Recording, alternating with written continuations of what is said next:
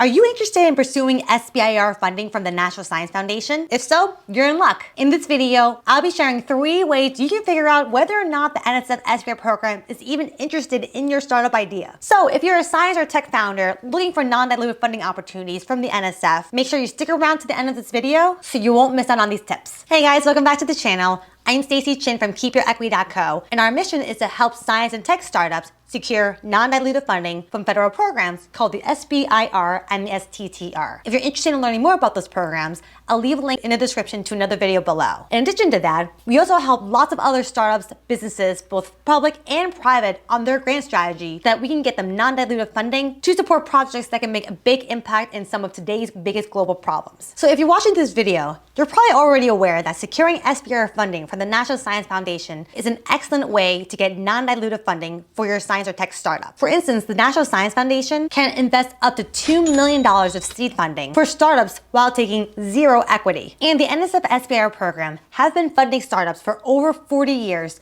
to help them transform their innovative ideas towards commercial products and services. And each year, the NSF SBIR program gives away over $200 million of non-dilutive funding to over 400 startups across America. And yeah, that's a lot of money. And the NSF has a really unique SBIR program because they're interested in funding lots of different startup ideas across science, tech, energy, environment, software, and so many more. However, the NSF SBIR program may not be a good fit for all startups. And so that's why it's so important for founders to be aware of these factors, because it might end up saving them so much time and effort in case there's a way more appropriate funding opportunity that they should pursue instead. I have a whole other video that goes over the top 9 reasons why startups may not want to pursue SBIR funding. So if you missed that video, check out the link in the description to that video below. However, in this video, I'm going to share 3 ways that you can figure out whether or not the NSF SBIR program is even interested in your startup idea. And this is critical for founders to figure out whether or not their innovation is aligned to the goals and objectives of the NSF SBIR program. So if you're interested in pursuing NSF SBIR funding, make sure you watch until the end of this video so you have a much better understanding of how to navigate the NSF funding opportunity and to understand whether or not this is the right non-dilutive funding path for you. But before we jump into it, if you can take a moment to like this video and subscribe to this channel, by doing so, you'll gain a wealth of knowledge of how you can secure non-dilutive funding throughout your fundraising journey for your startup. And of course, don't forget to check out our website at KeepYourEquity.co, where you'll find lots of more resources, advice, and templates to help support you in your non-dilutive fundraising journey. And with that, let's dive right into it. So my tip number 1 is to make sure that your startup innovation is aligned to the NSF SBIR program's topic and subtopics of interest. The NSF Seed program pretty much funds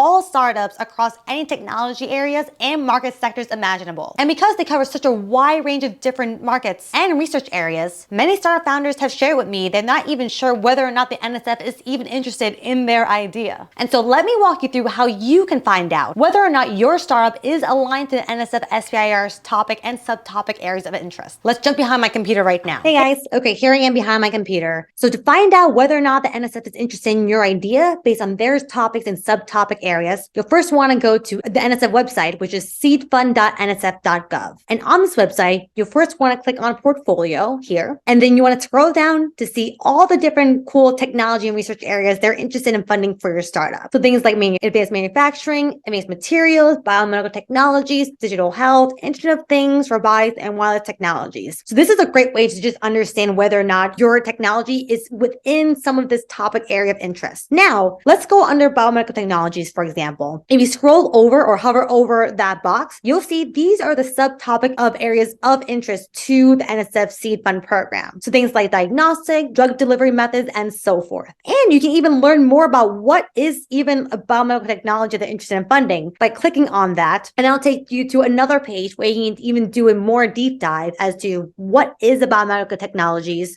a little description of what they're interested in funding, and also more information on the top topic areas. Here you also learn about the program director who's in charge of these subtopics. You send them an email or look at their bio. And if you scroll down further, you'll see there's a couple of featured companies that got funded through this program that you can check out. Now, another really cool thing is that if you go back to the portfolio and the topic areas, you can scroll down even further, and there is something called a searchable PDF of all the technology topics and areas. And so if you click on this is a PDF file that summarizes all the topics and subtopic areas. So again, this is a great another resource for you to figure out whether or not not the NSF SBIR program is interested in your startup and technology idea. So make sure before you do anything, check out this document, check out the website before you proceed onto applying for an application. Now, my tip number 2 for you guys to figure out whether or not the NSFC program is interested in funding your startup idea is to check out the past SBIR and STTR awardees. And by doing so, you'll gain a wealth of knowledge and valuable insights as to what has been successful in the past in terms of getting SBIR funding from the NSF. And by looking into this database, you'll have a better understanding as to what types of projects, ideas, and scopes they will be interested in funding so that you can best align your proposal efforts to the NSF's objectives and priorities. So when you're conducting this search, it's really important that you pay attention to their project descriptions, the technologies, and the overall focus of their SBIR STTR efforts. Here, you want to look for patterns or themes that might emerge, such as specific scientific disciplines, technological innovations, or areas of social impact. And that's because understanding the characteristics of what a successful SBIR proposal looks like, this can help you to identify whether or not your startup idea falls within the scope of the NSF SBIR program. And of course, this exercise will also help you to tailor your proposal more effectively so that you can increase your chances of success. By evaluating the past awardees,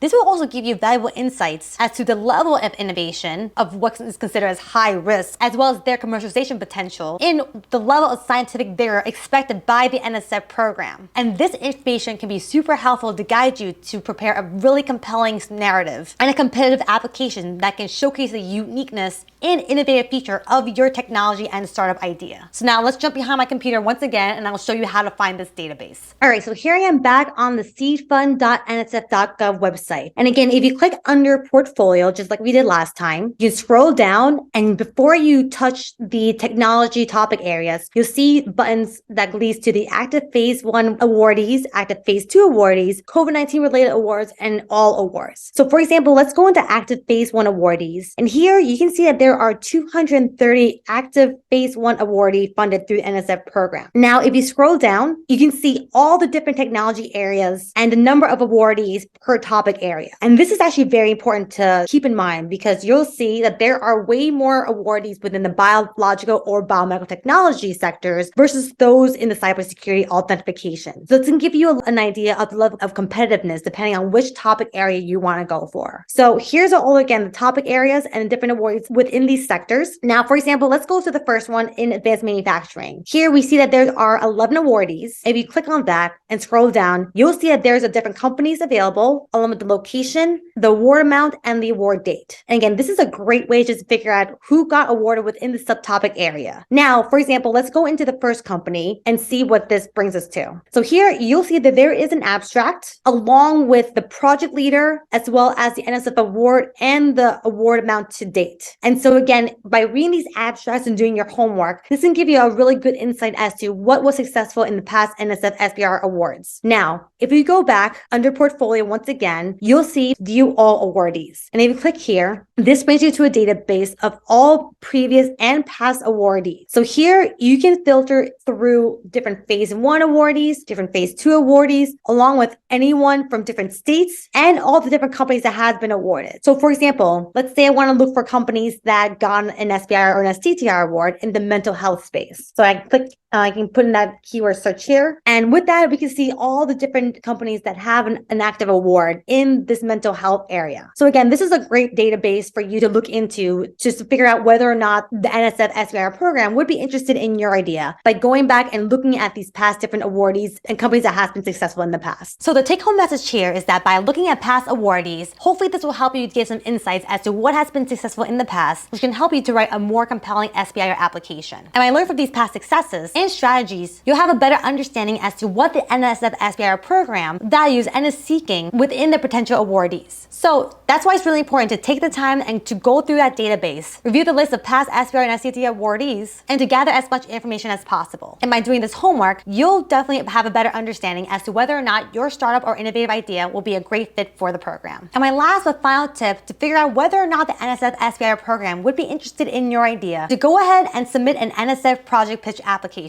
So submitting an application to the NSF project pitch is a great way for founders to get really quick feedback from the agency to determine or not whether they're interested in your startup idea and innovation. But either way, in order for you to go forward for a full phase 1 application, you're gonna still need to do the project pitch application because this is a mandatory process. And the approval that we sent to you through an email is a mandatory component of your full Phase 1 SBIR application. So in the project pitch, there are 4 main prompts that you'll have to respond to that won't take nearly as long as preparing a full Phase 1 application itself. In my opinion, this is just a great way for founders to get a quick and dirty idea as to whether or not their innovation may be aligned to the NSF SBIR goals and objectives. I have another video that can walk you through step-by-step of exactly how to go about this NSF project pitch application. So I'll leave a link to that video in the description below. Also, you can check out our website at keepyourequity.co, where you have a template that walks you through step-by-step also of how to go through this project pitch application. And if you use the code ApproveMyPitch, you can get 50% off of that template. And with that, thank you so much for watching until the end of this video. I hope you found these tips helpful to help you understand whether or not the NSF SBIR program will be aligned to your startup goals and innovative ideas. If you haven't done so, please like this video and subscribe to this channel. It truly does help us a lot. And of course, don't forget to check out our website at keepyourequity.co for lots of other resources, templates, and advice of how you can secure non-dilutive funding throughout your fundraising journey. Thank you so much for joining me today, and I'll see you in a video very soon.